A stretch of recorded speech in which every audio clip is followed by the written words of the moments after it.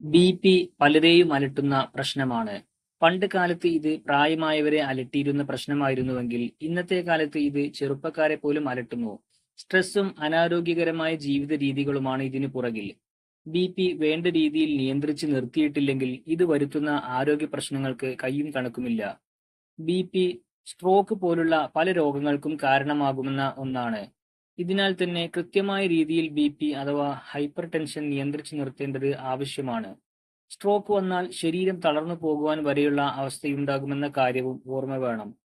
ആരോഗ്യകരമായ ബി.പി നിലനിർത്തേണ്ടത് ഹൃദയത്തിന്റെ ആരോഗ്യത്തിന്റെ പ്രധാന ഘടകവുമാണ്.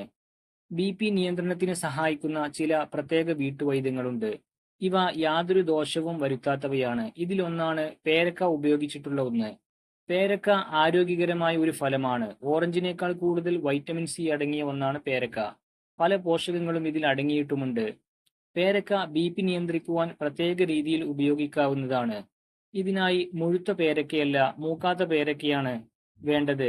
ഇത് നല്ലതുപോലെ കഴുകി ചതച്ചെടുക്കുക. ഇത് ഒരു ഗ്ലാസ് വെള്ളത്തിലിട്ട് ഇളക്കി അടച്ചു വെക്കണം. രാത്രി മുഴുവൻ ഇത് ഇതേ രീതിയിൽ അടച്ചു വെക്കുക. പിറ്റേന്ന് രാവിലെ വെറും വയറ്റിൽ ഈ വെള്ളം ഊറ്റിയെടുത്ത് കുടിക്കാവുന്നതാണ്. പേരക്ക മാത്രമല്ല, പേരയിലിട്ട് തിളപ്പിച്ച വെള്ളവും ബി.പി നിയന്ത്രണത്തിന് നല്ലതാണ്. ബി.പിക്കും കൊളസ്ട്രോളിനും പ്രമേഹ നിയന്ത്രണത്തിനുമെല്ലാം തന്നെ ഉപയോഗപ്രദമാണ് മുകളിൽ പറഞ്ഞ പേരക്ക വിദ്യ.